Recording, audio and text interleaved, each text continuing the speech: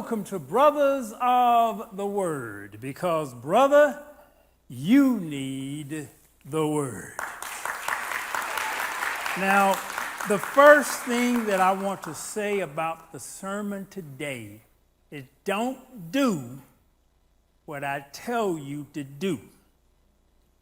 Don't do. You all said don't do what pastors say today, so don't do this. So I am talking to you today from the subject of no rails. And as I walked up to the pulpit today, that's why I walked up and down 3 times. So I speak today from a command that God spoke to me over a year ago. And the command was simply this. He said, when you go up and down stairs, don't use the rails. And that's why I'm telling you today, don't do, y'all say this again, don't do what Pastor said today. And there's a reason for that. So I understand why God told me not to use the rails. And he told me not to use the rails. And I'm going to talk to you today about that command from 3 levels. And usually when God speaks something, there are multiple levels where it applies. There's a physical, there's the worldly, and there's the spiritual application of no rails. So I tell you don't follow this because, first of all, annually, about 30 to 40% of older people fall. About 30 to 40% of older people fall. 50% of people in nursing homes every year fall. And when you fall, you can mess up some stuff. In the United States, falls are the leading cause of accidental death and the 7th leading cause of death in people 65 plus. I'm 65 plus. So in my age group, fall is the number 1 cause of accidental death. Yet God told me, when you go up and down the stairs, which is probably your highest probability of falling, don't use the rails. That's why I'm telling you, don't do. I got to make this really, really clear. I don't want somebody getting ready to go up a long flight. The pastor said, hey, hold my cane. No, I don't want you to do that. Do not do that. So this was for pastor only. And I understand God's reasoning of why he told me this. And this is why you have to understand. Sometimes there are specific commands and specific things for individuals that do not apply to you. So you have to know, what has God told me to do? See, I've got some things to do that you don't have to do, and you've got some things to do that I don't have to do. Principles never change, but specifics do. So God will never tell you anything that's going to be overall detrimental for you or overall detrimental for your family, but he may tell you some different stuff than he tells somebody else. He's never going to tell you anything that will take you to death unless it's dying for the cross, but he will always tell you things that will take you to life and life eternal, but different people may have different specific directions. He may tell one person, look, I want you to go out to Decatur and minister, and then he'll tell another person, I want you to just minister in the lunchroom of your job. So they're the same principle. I want you to spread the word, but you do it in different manners and different ways, and there are different ways of doing things, what God has told you. So God told me, no rails. And not only do I not use the rails when I'm going up and down stairs, treadmills have rails on them. He said, don't even use the rails on the treadmill when you stop the treadmill, and often I would do what's called HIIT training, high intensity interval training. So you run fast and you turn the treadmill off and rest and run fast again. And when the treadmill's slowing up, you need to hold on. And then I had to remember this command. I said, Lord, this is not the easiest thing. This thing going from 9 miles an hour or 10 miles an hour, when it's stopping, you need to hold on to the rail. I said, don't hold on to the rail. But let me tell you this. Whenever God tells you something, you can do it. And in my adult life, I don't remember falling but one time. Well, actually, I fell twice, but it was in the same place on the same day.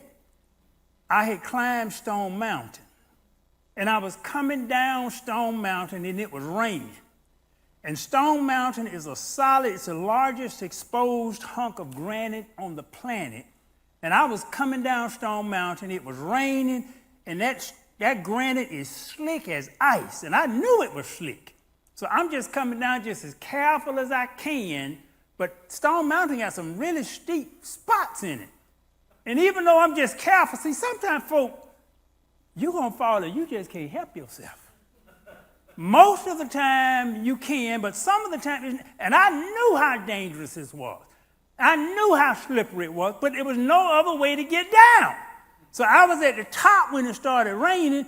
If it had started raining before I started going up there, I probably wouldn't have gone. But I was at the top when it started raining, so I had to come down. Or like, see, Elijah was on that camel. He had to come down there. He could have stayed up there all the time, but he had to come down. So I had to come down. And on my way down, in all of that slipperiness, I fell twice, but my body never hit the ground. I fell, but I caught myself with my hands, and that's from my martial arts training. So I was in judo and karate, and they taught us how to fall, and your body never hits the ground. You brace yourself, you catch yourself with your hands. So my reflexes were real good. My body never hit the ground, but I slipped and fell twice. But I spent last month in Iceland, and it snowed every other day. The sidewalks were covered with snow and ice. I walked all over that place, didn't fall one time. But when God told me, don't use the rails, it began to help me improve my balance. Because I go a lot of places, and sometimes in airports, they have stairs. And one of the principles of health, I take the stairs. I rarely will take the elevator. I take the stairs. And sometimes it's like 4 or 5 flights of stairs going to the next level. And then I got a backpack and a bag. So I got to go with my backpack and my bag up all of these stairs in the middle of the stairs without holding on to the rail.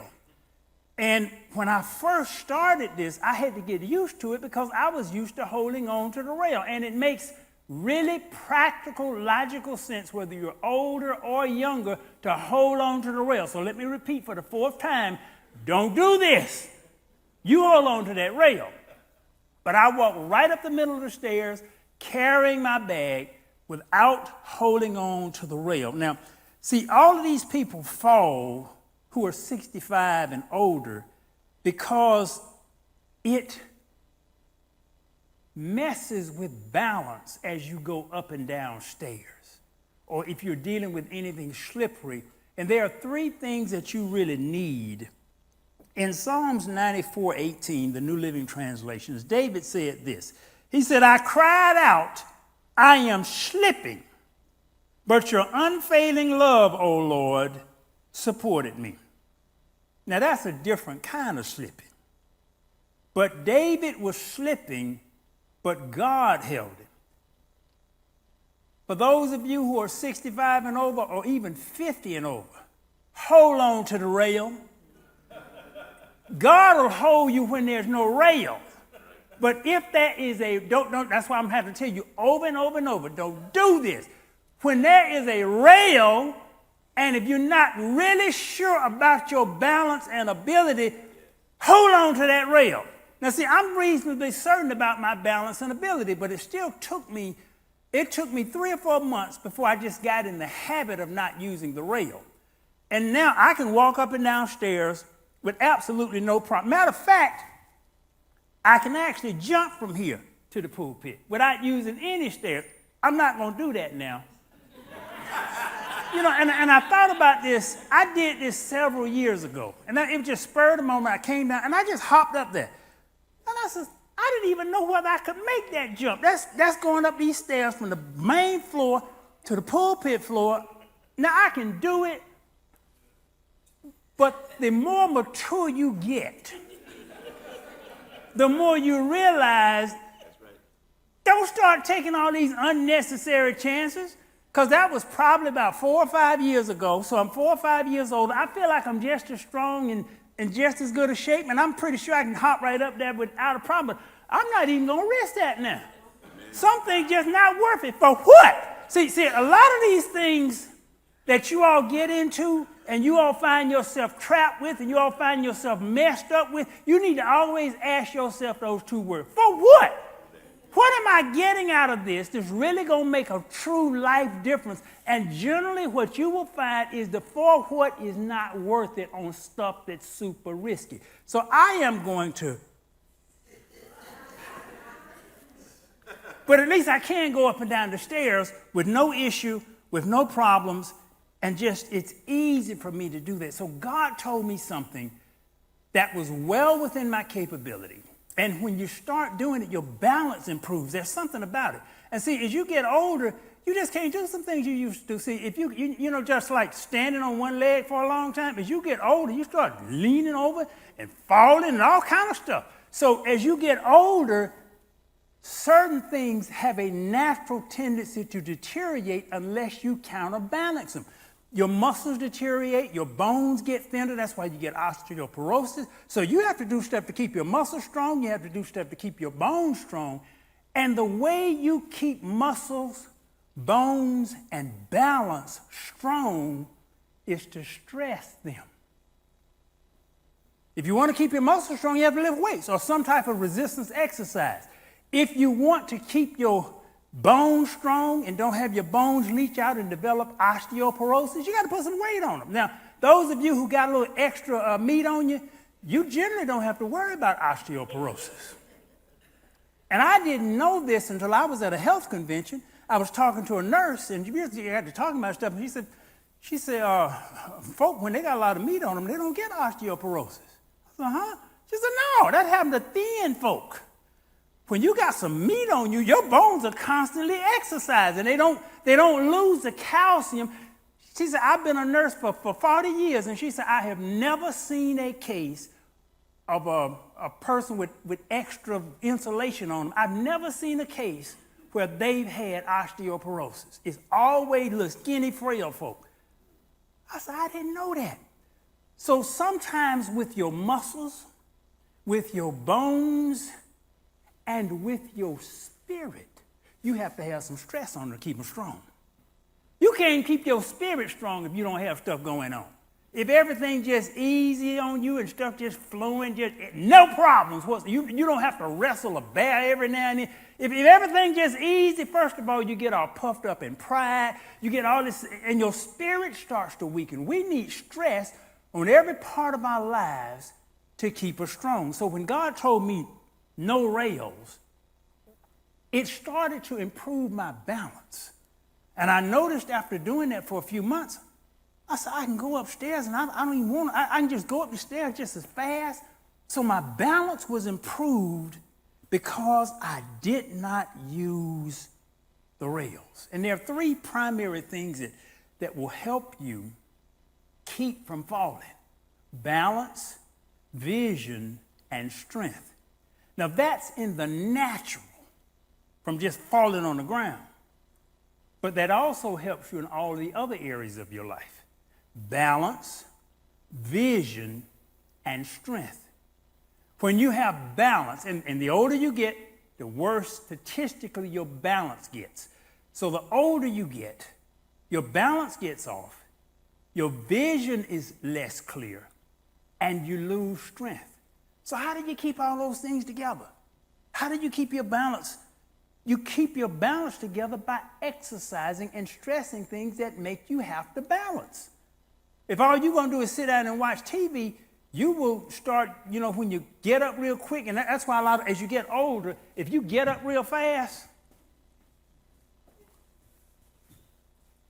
and you stand up real quick, a lot of folks, they get woozy because it causes blood pressure to drop because you've gotten out of shape. So if you want to be in a situation where you can just, get up and down, just get up and down without having to worry about anything. You can just get up and down, ain't got to worry about it. Instead of doing it,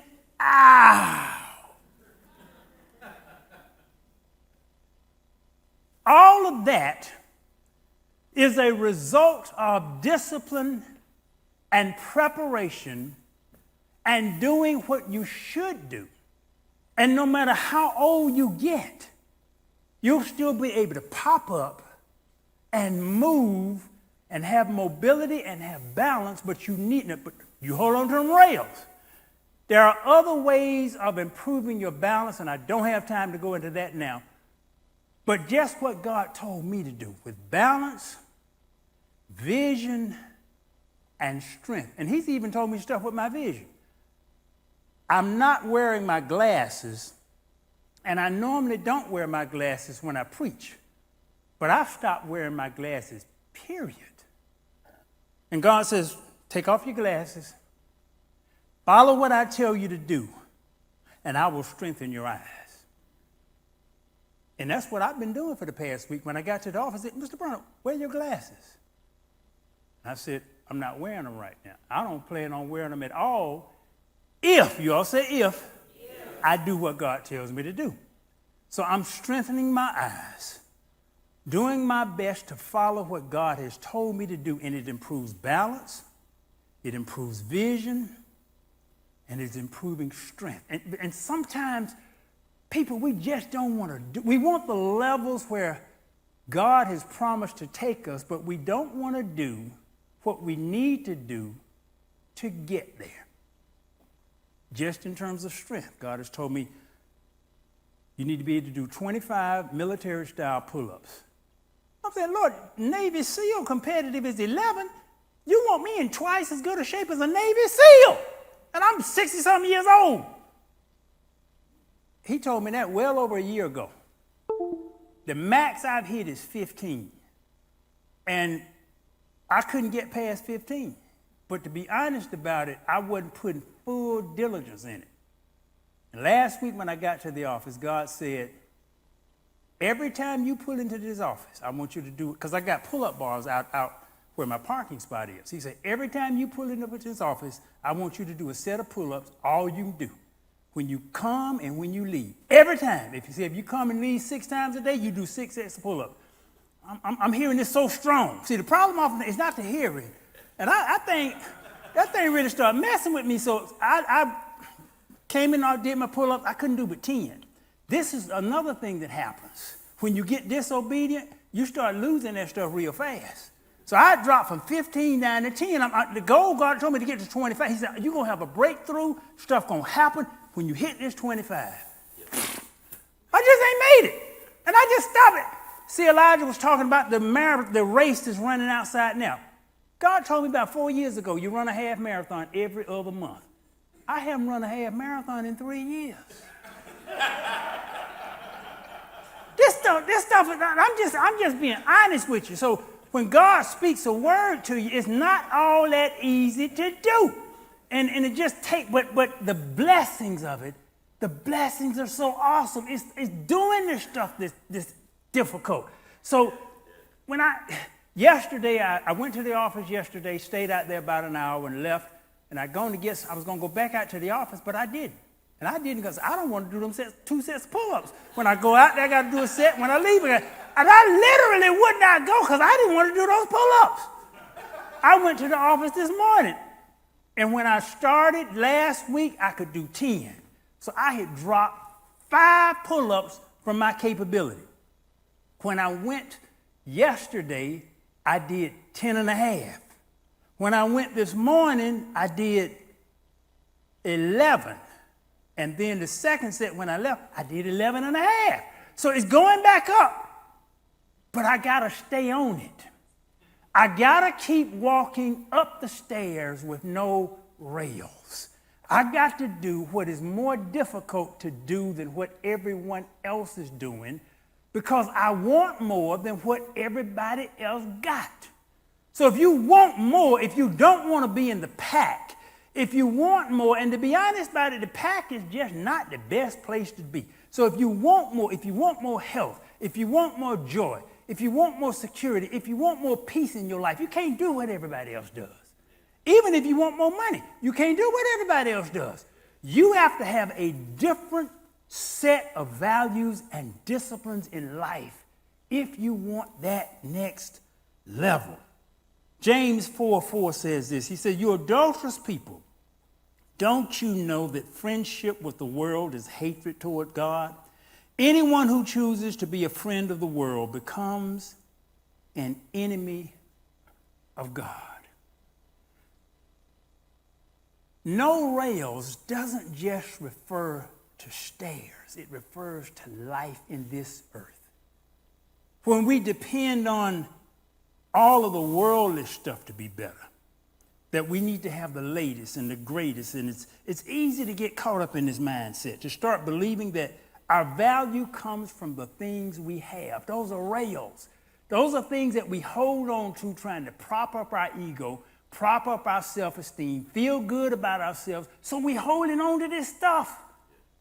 And the Bible says, don't hold on to that stuff. That stuff is not going to bring you your true joy, your true peace. Instead, we need to focus on our relationship with God and focus on serving Christ and focus on our love and compassion and serving others. In Philippians 4:12, the famous verse by Paul, I know how to live on almost nothing or with everything. I have learned the secret of living in every situation, whether it is with a full stomach or empty, with plenty or little. For I can do everything through Christ who gives me strength. Or as the King James Version says, who strengtheneth me. Full or empty. And see, right now I'm empty because I'm on a fast. That's the other thing God has told me. You stay on this fasting schedule.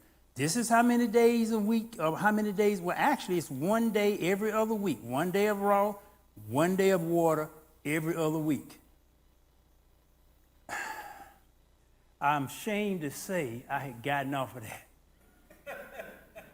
And I know the health benefits of it. So I know the benefits.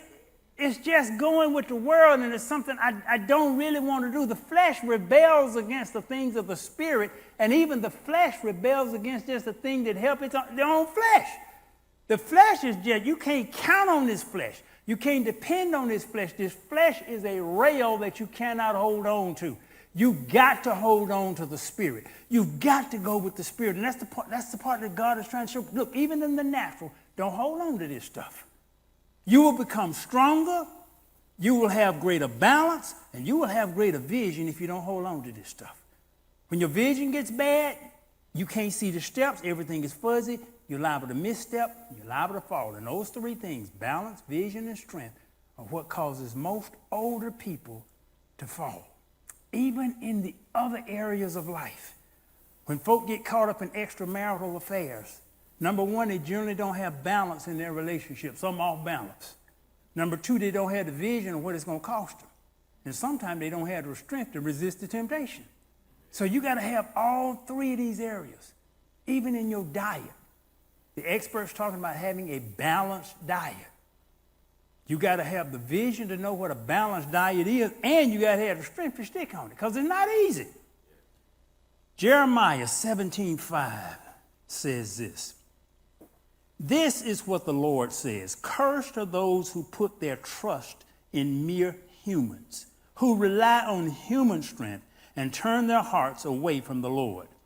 They are like stunted shrubs in the desert with no hope for the future. They will live in the barren wilderness in an uninhabited, salty land.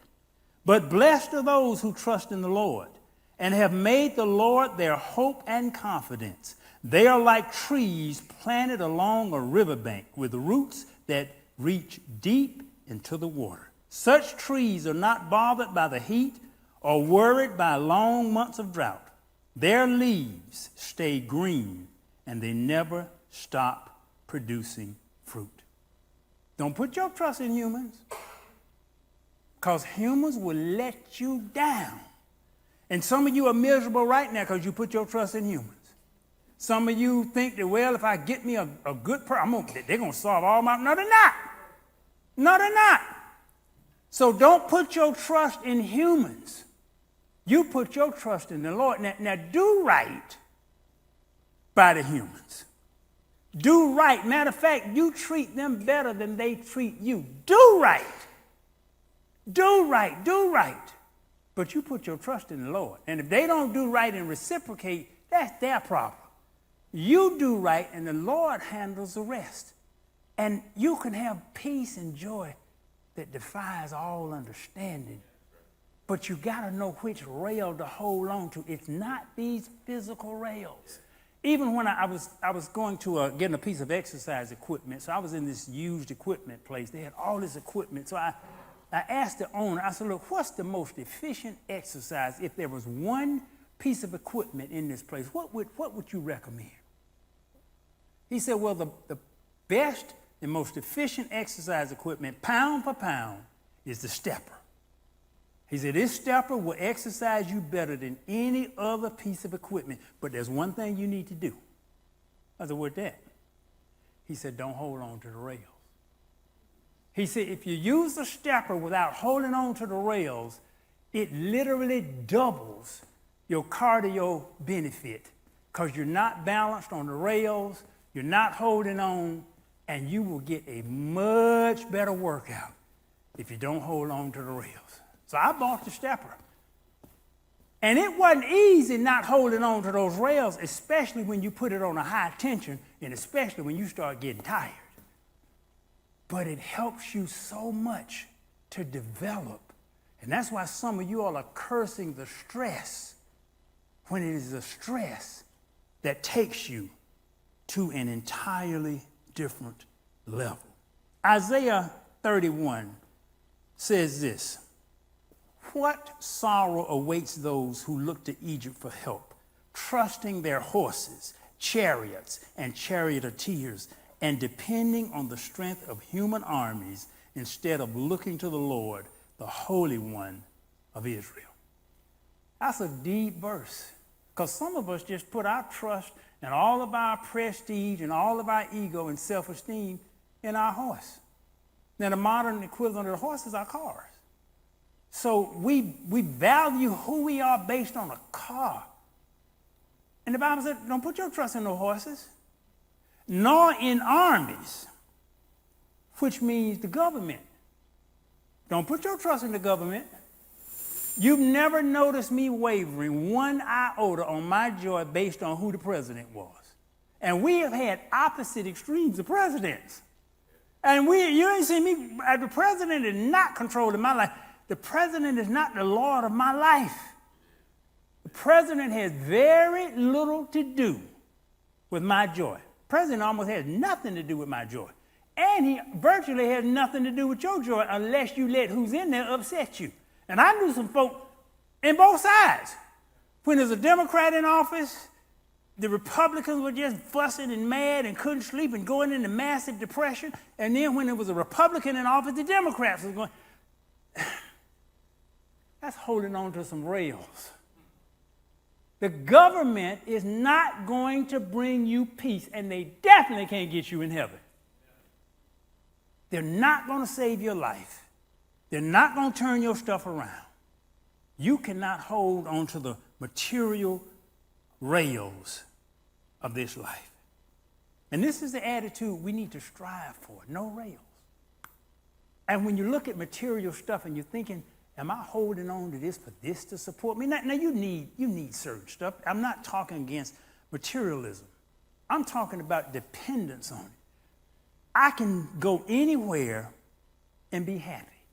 I'm happy in a tent, and I'll be happy in the Taj Mahal. And anybody who's traveled with me knows that just as long as there's no roaches.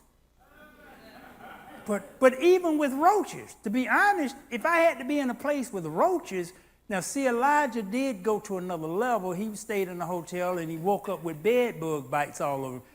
That would probably push me a little bit over the edge. I would get out of that room. But for the most part, I can go just about anywhere and go through just about anything. My brothers were with me when I had that crash in Greece, just as happy as I can be. It's not external stuff. I'm not holding on to the rails of external stuff. You hold the hand of God. And if you hold the hand of God, you can go through anything. But you do need to do what you're supposed to do. And I've got to reorient myself to where I'm going to hit those 25 pull-ups because God gives you a certain amount of grace. And then you say, boy, I done told you, and I done told you, you're going to be terrific or terrible. You're not going to be in the middle. Now, you got to be terrific. This is what you have to do. So I've got to do what I need to do according to God's word.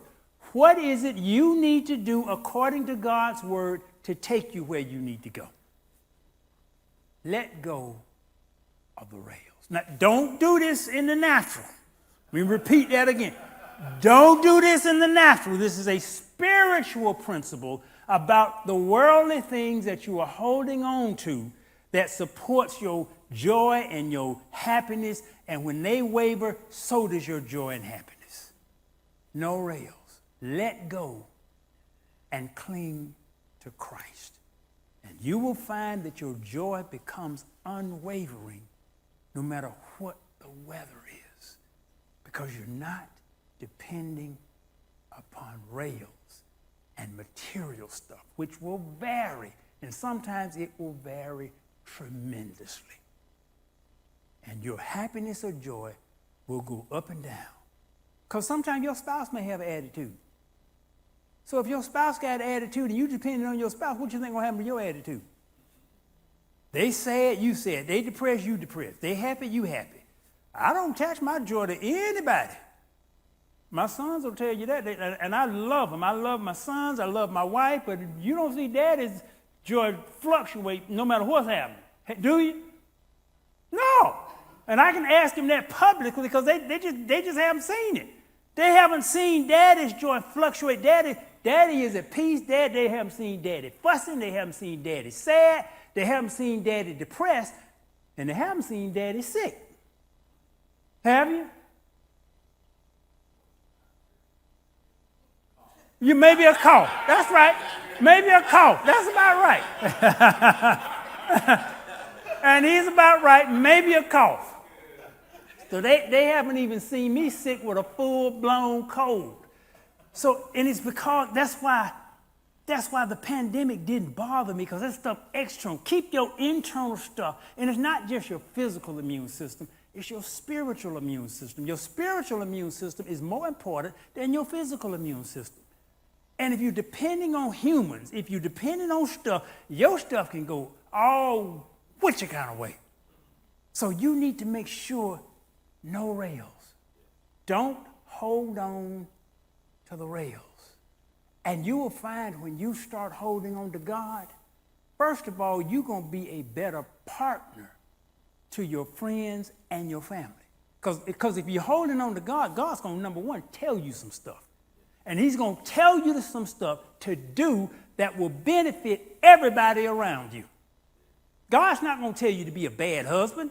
He's going to tell you, if you listen to God, he's going to make you a better husband than ever. God's not going to tell you to be a bad wife. If you listen to God, he's going to tell you how to be a better wife than ever.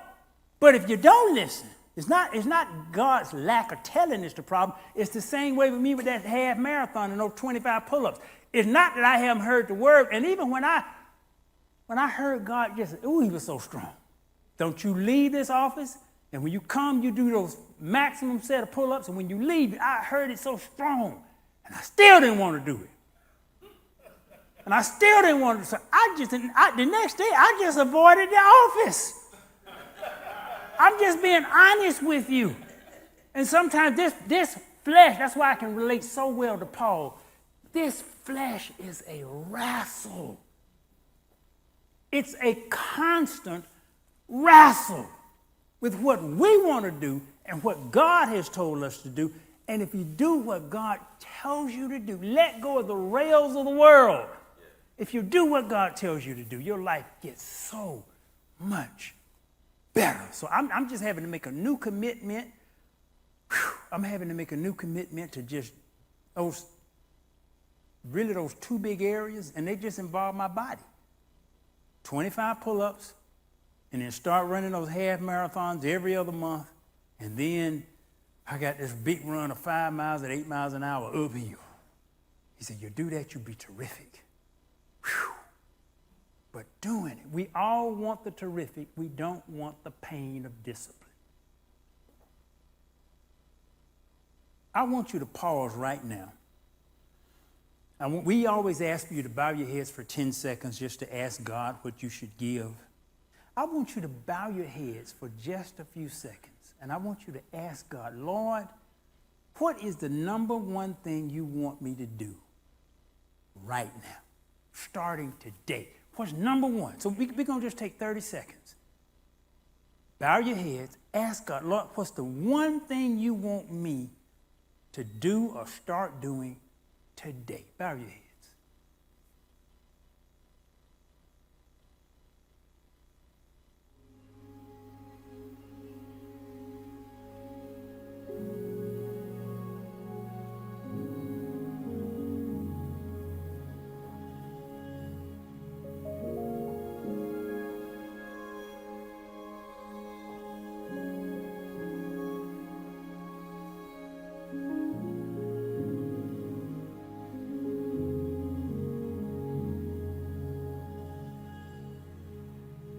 I believe God has spoken to most of you today. I'm not going to ask anybody what it is. That's your business. That's between you and God. But I can guarantee you this.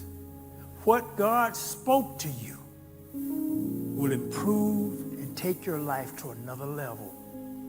If, and that's almost the biggest word in the English language.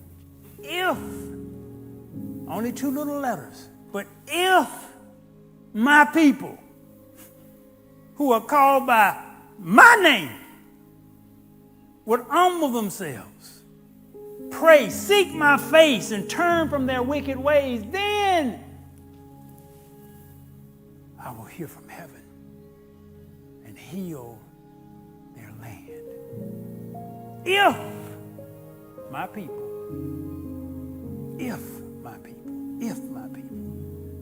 So whatever God told you in those 30 seconds, write it down, first of all, because it'll leave fast, especially if you don't want to do it. It'll leave real fast if you don't want to do it. Write it down so you get exactly what you heard, exactly what God spoke to your spirit. And you can back tell it's from God because you don't want to do it.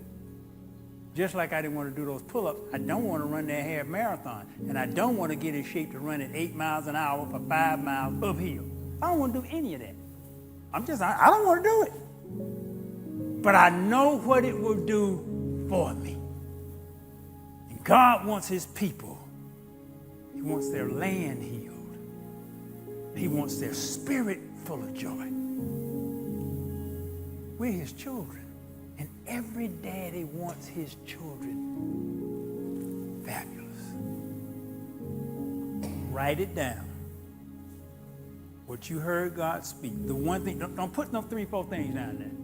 One thing, just do the one. Once you do the one, the next thing, he can give you another thing. But don't need him giving you 3, 4 things. You got to do the one. So do the one. Get on track with the one. Watch how life changes. Even with all the stuff I got to do, I know the most, and I ask God, Lord, on all my list, what's my most important thing to do? And it sounds a little petty or simple. He said, your most important thing is to be in the bed by 11 o'clock every night. You do your prayer at 10, be in the bed by 11. That's not that easy to do because it be stuff. Any of y'all got stuff to do? It just be stuff. So I have a challenge getting into bed. He said, that's your most important thing. Because if you don't get into bed on time, you don't get up for your prayer on time. If you don't get up on time with your prayer, it throws your whole day off. That's why God's day always begins with the evening. So he said, your most important thing, get into bed on time. You get into bed on time, you get up on time, you get up on time, get your prayer, it sets your whole day straight. Simple things. And I know it. Not a lack of knowledge. I know it. We sometimes quote that Hosea verse, my people are destroyed for the lack of knowledge, but we don't quote the whole verse. We just quote that piece of it. My people are destroyed for the lack of knowledge because they have rejected knowledge. Not because they didn't get it. They rejected it. So God has spoken to most of you. Do not reject the knowledge. My people are destroyed for the lack of knowledge because they have rejected knowledge. You all have so much potential. I have so much potential. I was in Walmart yesterday getting this stuff that I wanted to take to the office, but I didn't take it because I didn't want to do those pull-ups. And a man walked up to me, and he said, Pastor Bronner, he said, I don't know whether you remember me or not, but years ago, this probably been 15, 20, he said, years ago, you spoke into my life, and you changed my life. And he began telling me, and he said, and you counseled me in your office. He came out to my business office. He said, and you had a picture of a jet on your wall.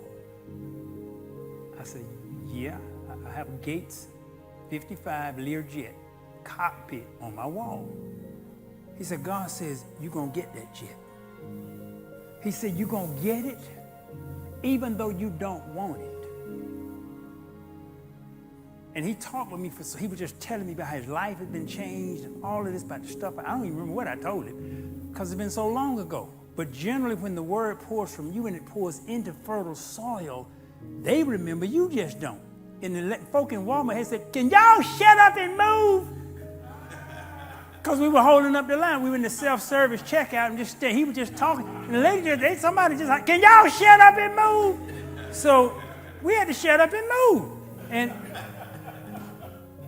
But he said, and I understood what he meant. He said, God says, you're going to get that jet, even though you don't want it. I said, well, Pastor, why would not you want a jet? The reason I wouldn't want the jet is because I'd have to get the jet to speak a lot of places. It's responsibility, and I'm just in no hurry about it. I've got somebody called and asked, could I speak this coming Saturday? And I looked on my calendar. I said, no, I'll be out of town. They moved the date. So they moved the whole program. I'm in no hurry to do it. So when he said, God's going to give you the jet, even though you don't want it, because I know it goes with responsibility, and there's more stuff to do, there's more speaking. I may have to go all these places when God opens up some stuff, but he won't open it up until I am in obedience. What is being held up in your life because you will not do what God has placed into your spirit? What blessings are you missing because you will not do what God has placed into your spirit? And see, first of all, I'm super happy with my life. It's not like I don't complain about it. I'm just as happy with my life as I'm so filled with joy, just like I told you, the prayer cloth anointing. I just feel the spirit. I'm so happy. It's just unreal. But I know God has a higher level for me and for my purpose in life, not just for me. I got a higher purpose. It's not just me. That's the other problem. You got to let go the rails of you. What I want, and this is just what's going to make me happy, and this just me, mine, and God will bless you to become a blessing. And the greater he blesses you, the greater blessing you can become. And that's why the man knew. He said, God said he's going to give you that jet, but you don't want it. It's not that I don't want the jet. I don't want the responsibility to go with the jet. But it's the destiny. So we got to change some mindsets to where we can go where the destiny is taking us. Your destiny is greater. But you got to do some greater things that's within your power and capability. You just have to make up your mind. Say, Lord, I'm going to do this. And with those three things, I just said to me, Lord, I'm going to do this. I'm going to do this before your grace runs out. Because I don't want his grace to run out. Because it can be really rough when his grace runs out. Write down the one thing God spoke into your spirit. Write it and do it. And watch your life go to a